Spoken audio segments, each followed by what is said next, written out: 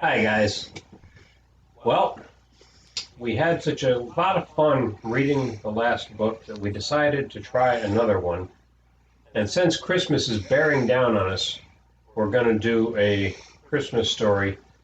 Um, as Dickens would call it, this will be a short, sharp story, but it is all about Christmas. It's written by Barbara Robinson, and it is called The Best Christmas Pageant Ever. So, if any of you know it. Chapter 1.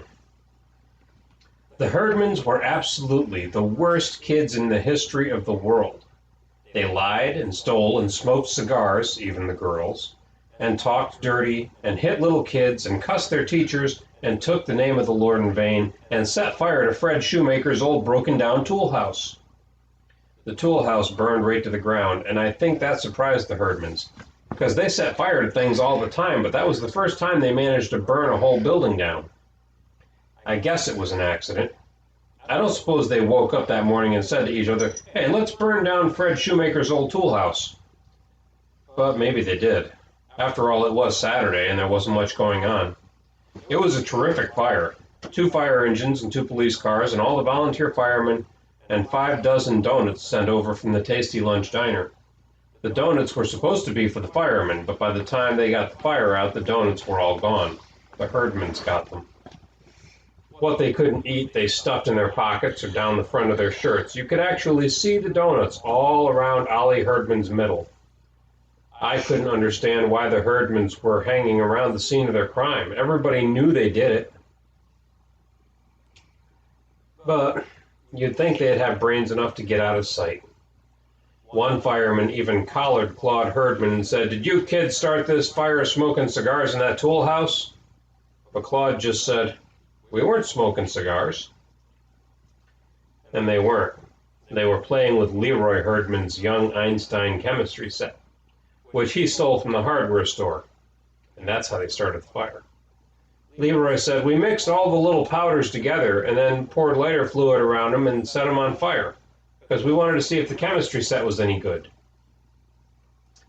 Well, any other kid, even a mean kid, would have been a little bit worried if he stole $4.95 worth of something and then burned down a building with it.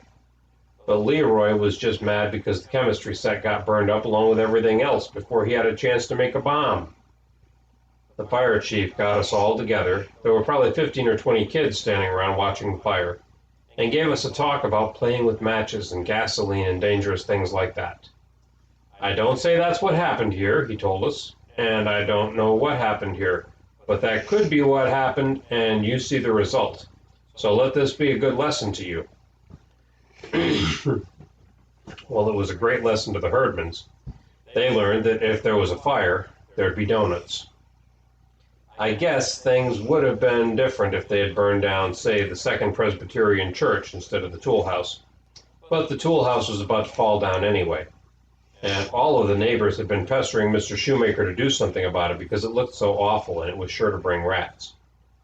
So everybody said the fire was a blessing in disguise, and even Mr. Shoemaker said it was a relief. My father said it was the only good thing the Herdmans had ever done. And if they had known it was a good thing, they probably wouldn't have done it. They would have set fire to something else. Or somebody. Well, they were just so all-around awful that you could hardly believe that they were real. Ralph, Imogene, Leroy, Claude, Ollie, and Gladys. 6 skinny, stringy-haired kids, all alike except for being different sizes and having different black and blue places where they clunked each other. They lived over a garage at the bottom of Sproul Hill, and nobody used the garage anymore, but the Herdmans used to bang the door up and down just as fast as they could and try to squash one another. That was their idea of a game. Where other people had grass in their front yard, the Herdmans had rocks. Where other people had hydrangea bushes, the Herdmans had poison ivy. There was even a sign in the yard that said, "Beware of the cat." Now, new kids always laughed about that until they got a look at the cat. It was the meanest looking animal I ever saw. It had one short leg and a broken tail and was missing an eye, and the mailman couldn't deliver anything to the herdmans because of it. I don't think it's a regular cat at all, the mailman told my father. I think those kids went up in the hills and caught themselves a bobcat. Oh, I don't think that you could tame a wild bobcat, my father said. I'm sure you can't, said the mailman. They didn't even try to tame it. They just made it wilder than it was to begin with. Well, if that was their plan, it worked. The cat would attack anything it could see out of its one eye.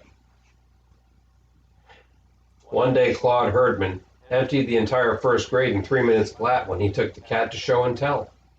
He didn't feed it for 2 days, so it was already mad, and then he carried it to school in a box.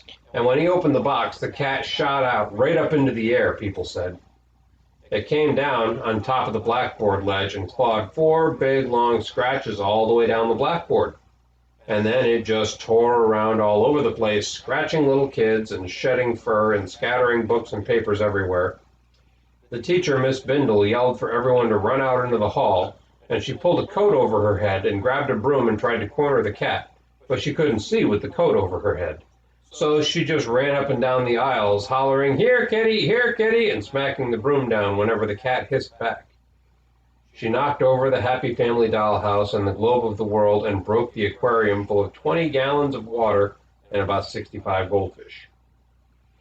All the time she kept yelling for Claude to come in and catch his cat, but Claude had gone out in the hall with the rest of the class. Later, when Miss Brandel was slapping Band-Aids on anyone who could show her any blood, she asked Claude why in the world he didn't come back and get his cat under control. You told us to go out in the hall, Claude said, as if he were an ordinary first grader who did what the teacher said. The cat settled down a little bit once it got something to eat, most of the goldfish, and Ramona Billion's 2 pet mice that she had brought to show and tell. Ramona cried and carried on, so I can't even bury them. They had to send her home. The room was a wreck, broken glass and papers and books and puddles of water and occasional dead goldfish. Miss Brandel was sort of a wreck too, and most of the first graders were hysterical, so somebody took them outdoors and let them have recess for the rest of the day. Claude took the cat home, and after that there was a rule that you couldn't bring anything alive to show and tell. The herdmans moved from grade to grade through the Woodrow Wilson School like those South American fish that can strip your bones clean in 3 minutes flat. And that's what they did to one teacher after another.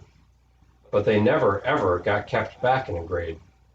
When it came time for Claude Herdman to pass to the 2nd grade, he didn't know his ABCs or his numbers or his colors or even his shapes or how to get along with anybody, but Miss Brandel passed him anyway.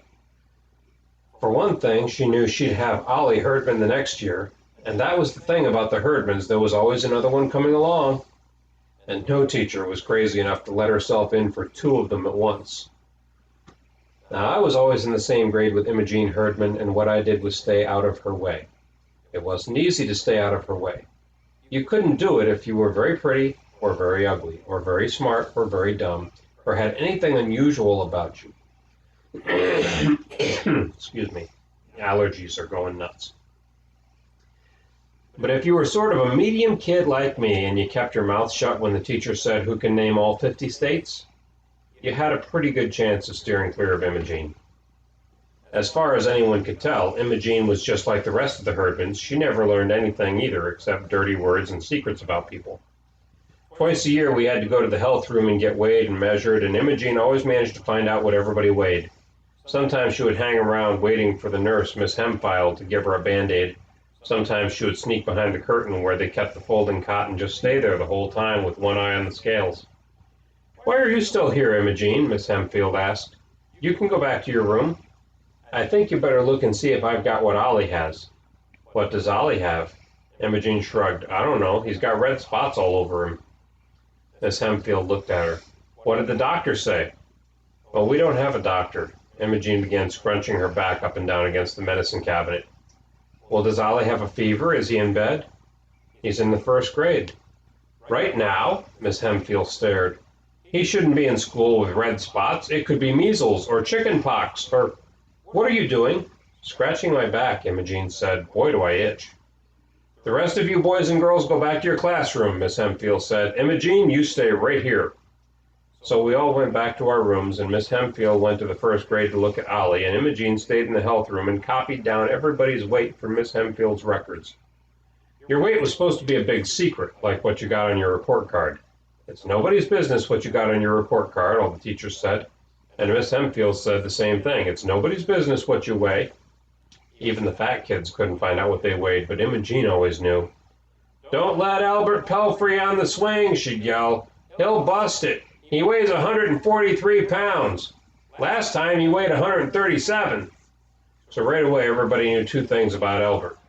We knew exactly how big he was, and we knew that he was getting bigger all the time. You have to go to fat camp this summer, Imogene hollered at him. Miss Hempfield wrote it down. Fat camp is a place where they feed you lettuce and grapefruit and cottage cheese and eggs for a month, and you either give up and cheat or give up and get skinny. I am not, Albert said. I'm going to Disneyland with my Uncle Frank. That's what you think, Imogene told him.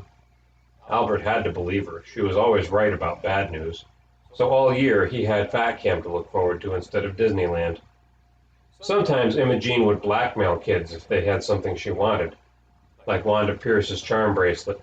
Wanda Pierce, well, her hobby was this charm bracelet. It had 22 charms, and every single one did something. The little wheels turned, or the little bitty piano keys plinked. All the little tiny drawers opened and closed. Besides being a fat kid, Wanda was a rich kid, so every time you turned around, she had a new charm. Look at my new charm. It costs $6.95 without the tax. It's a bird, and when you push this little knob, its wings flutter. There were great charms, but everybody got sick of hearing about them, so it was almost a relief when Imogene blackmailed her out of it. I know how much you weigh, Wanda, Imogene told her. I wrote it down on a piece of paper, see? Well, it must have been awful, because even Wanda looked horrified, so Imogene got her charm bracelet, the same way she got Lucille Golden's imitation alligator pocketbook with souvenirs of Florida written on it. For a while, she got 10 cents a week from Floyd Brush, until Floyd caught pneumonia and lost 15 pounds and didn't care anymore. My friend Alice Wendelkin was so nasty clean that she had detergent hands by the time she was 4 years old. Just the same, Alice picked up a case of head lice when she was at summer camp, and Imogene found out about it. She would sneak up on Alice at recess and holler, "Cooties!" and smack Alice in the head. She nearly knocked Alice cross-eyed before one of the teachers saw her and took them both to the principal. Now what's this all about? The principal wanted to know, but Alice wouldn't say. I had to hit her, Imogene told him. She's got cooties, and I saw one of them crawling in her hair, and I don't want them on me. You didn't see one, Alice said. I don't have them anymore. What do you mean you don't have them anymore? The principal said. Did you have them lately? It really shook him up. He didn't want a whole school full of kids with cooties. So he sent Alice to the health room, and the nurse went all through her head with a fine-tooth comb and a magnifying glass, and finally said she was all right. But it was too late. Everybody called Alice Cooties for the rest of the year. If Imogene didn't know a secret about a person, she would make one up.